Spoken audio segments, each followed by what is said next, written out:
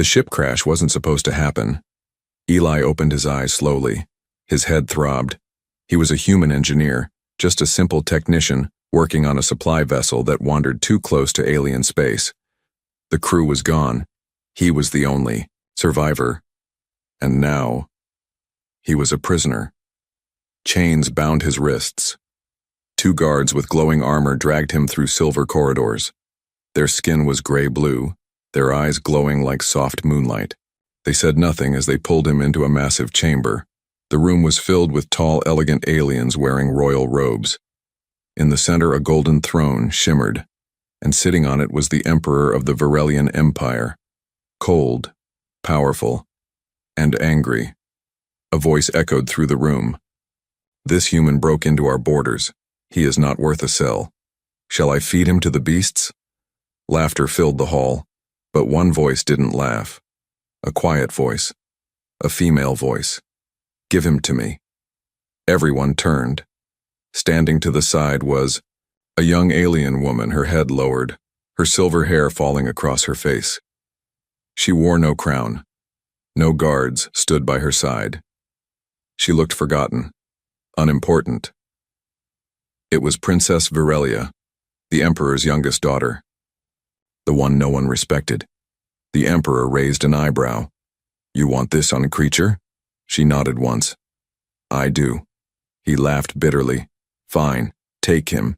He is yours. A gift for the infertile one. At least now you'll have someone to talk to." The crowd laughed again, mocking her, but Virelia didn't react. She simply stepped forward and took Eli's arm gently. Her skin was cold. Her grip was soft. "Come," she said quietly, not meeting his eyes. Eli didn't understand her words, but he felt something in her voice. Kindness, pain, something human. They walked through long palace corridors. Eli's legs were weak, his mind still spinning. He was surrounded by a strange world. Walls that glowed, floating candles, guards that watched him like a wild beast. Virelia led him into a small room at the back of the palace. It didn't look like a princess's room. No gold, no servants. Just simple furniture, a bed, a small table, books. "You will stay here," she said softly, in broken English. Eli sat on the floor, his hands still shaking. Why did you ask for me?" he finally whispered. She looked at him for a long moment. "I don't know." Hours passed. She brought him food, simple fruits and warm bread. She sat across the room, watching him silently. He noticed her eyes were always sad, always tired. "I'm not like them," she said later that night. "I don't matter. I cannot give children, so they don't care what I do." Eli didn't know what to say. He finally spoke. "Thank you for saving me." She looked surprised. "No one has ever thanked me before." That night, Eli couldn't sleep. He kept thinking. Why did she really save him? What was this place? What did she mean about not being able to give children? And why did she look so lonely? Something inside him stirred. Not fear, not hate. Something deeper. Maybe she wasn't his captor. Maybe she was a prisoner too. Eli had lived with aliens for 5 days now, but none of them treated him like a person, except Virelia. Every morning she entered his room quietly. She placed food on the table.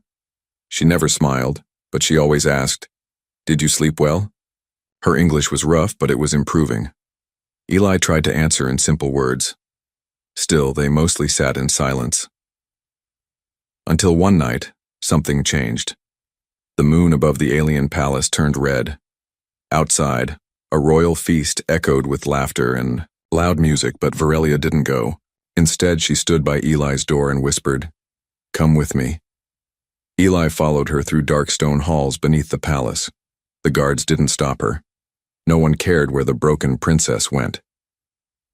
She opened a metal door, and they stepped inside a cold, secret chamber. What Eli saw shocked him.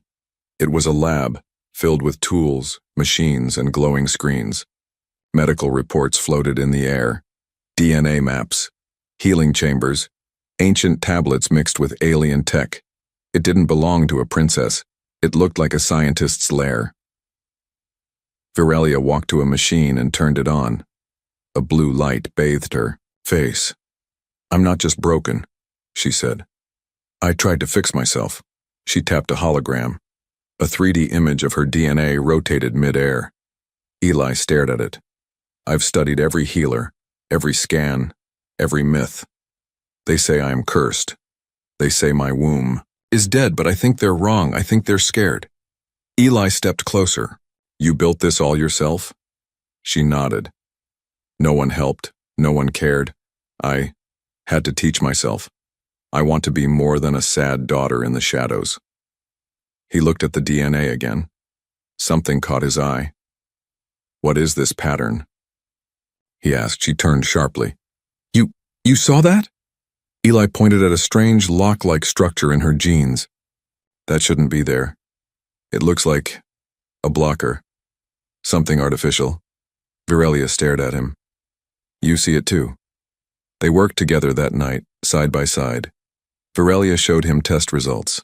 Eli shared what he knew about human biology. Though their worlds were different, their minds connected like two puzzle pieces. Hours passed like minutes. For the first time, Virelia laughed. A soft, shy laugh. "You're smarter than you look." Eli smiled. "You're kinder than you act," she blinked, surprised. "No one says that to me." But outside that hidden lab, danger was growing. Virelia's older sister, Princess Ayla, had seen them walking the halls together. She didn't like it. She believed her bloodline was pure, powerful. She hated humans. And more than that, she hated Virelia for still existing. She reported to the royal guards. "The broken one plots with the human," she hissed. "They're planning something. Stop them." Back in the lab, Virelia sat on the floor, her voice trembling. "If what you said is true, if my genes are not broken, just blocked, then maybe I can still—" Eli finished the sentence. "Have a child." Her face froze. "Yes, but they will never allow that." "Why?" he asked. "Because if I can give life, I'm no longer useless. I'm a threat." She looked at him deeply. "They gave me a gift they thought I would never use. A human. But what if the human is the key to my future?" It had been 12 days since the human, Eli, was gifted to the forgotten alien Princess Virelia. But what began as punishment had now become something dangerous, something powerful. In the hidden lab beneath the palace, Virelia sat beside Eli with her hands trembling. She had unlocked a part of her DNA, a strange block placed there long ago. But by whom? And why? "Look at this," Eli whispered. He pointed at the screen. "These markers, this code, it's not natural. Someone changed you." Virelia's hands clenched. "You mean I was made to be infertile?" Eli nodded. "Yes, this isn't a sickness, it's a lock. And you were the prisoner." Virelia backed away from the screen, shaking. Her voice broke. "My own bloodline betrayed me." Eli stood up slowly. "Why would they do that?" She stared at the ceiling. "Because I was born under the wrong star. My birth sign, it predicted I would bring change. The high priests called it a cursed omen. The king feared it, so he made sure I could never rise." Her voice dropped. "He cursed his own daughter."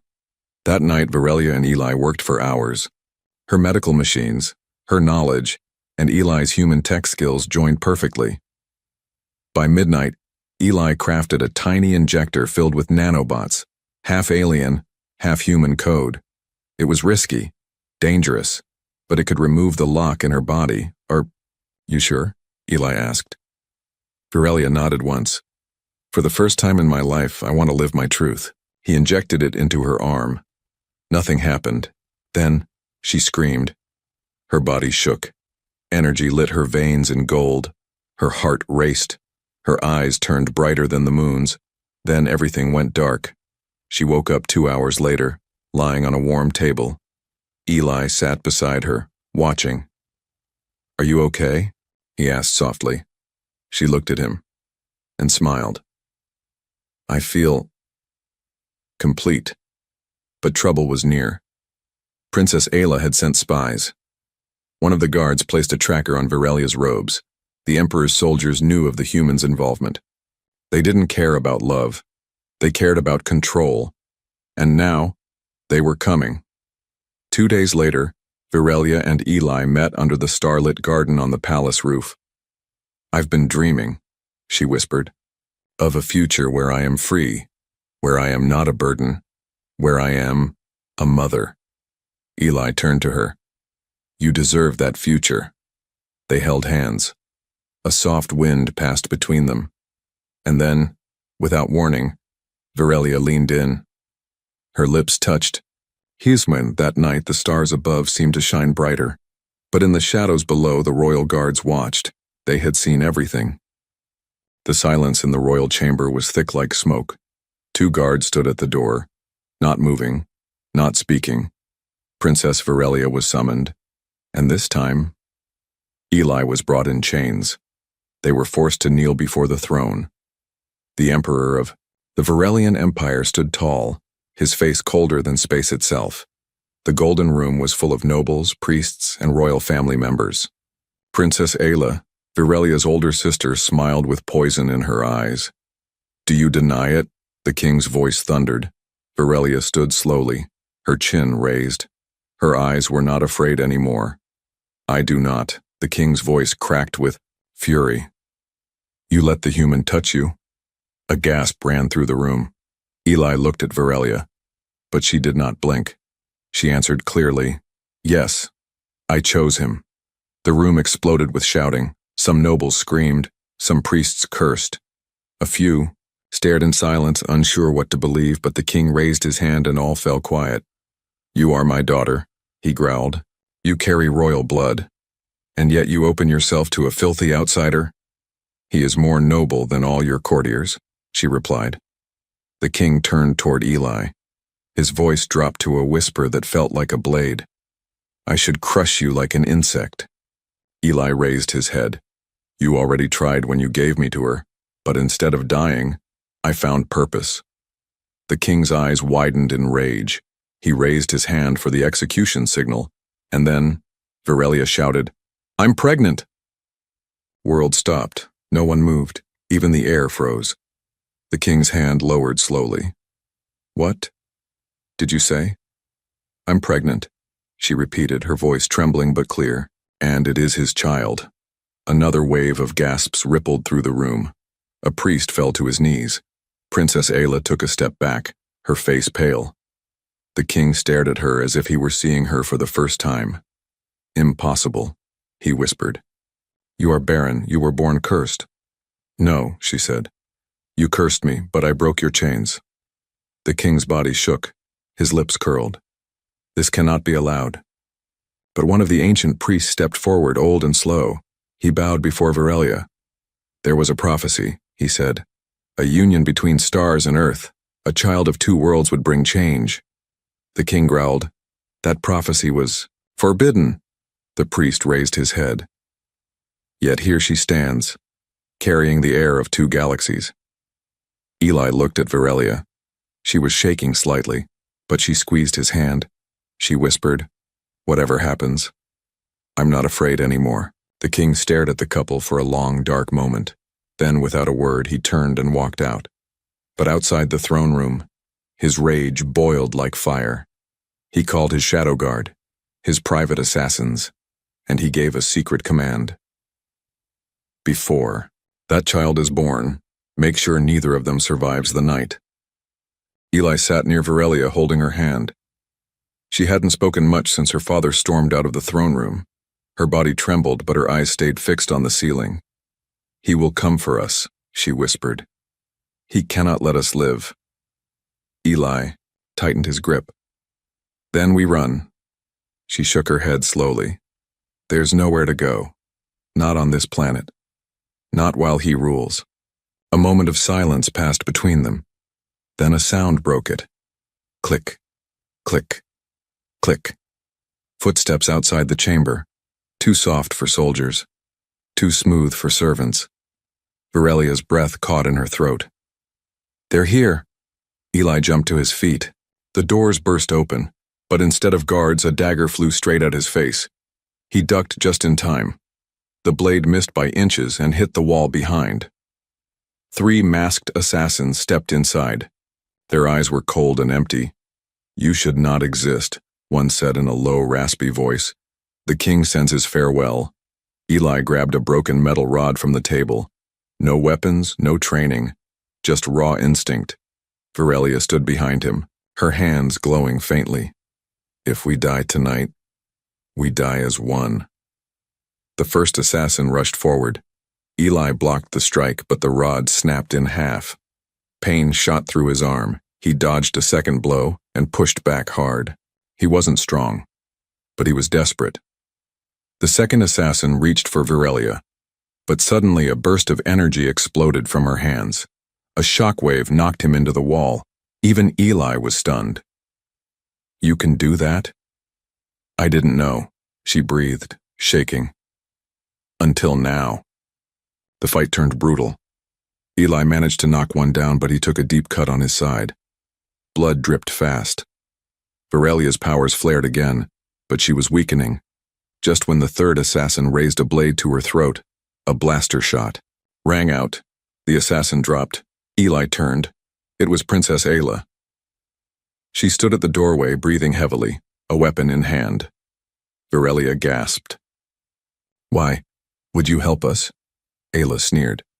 "Don't misunderstand me, little sister. I still hate you, but killing a pregnant royal heir, that would destroy our empire.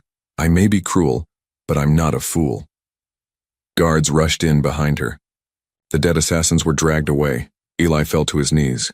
Blood covered his side. Virelia dropped beside him, crying. "He's bleeding too fast." Ayla walked away without another word. That night the palace shook not from battle, but from fear. Everyone knew the king had crossed a line. Killing an heir was a crime even the gods couldn't forgive, the court whispered. The high priests murmured. The people outside chanted, and far away in the king's chamber the old ruler stared at his reflection. He had tried to erase a child, but instead, he had created a legend. Eli lay on the healer's bed.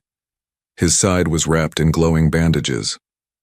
Every breath hurt, but he was alive, and so was the baby.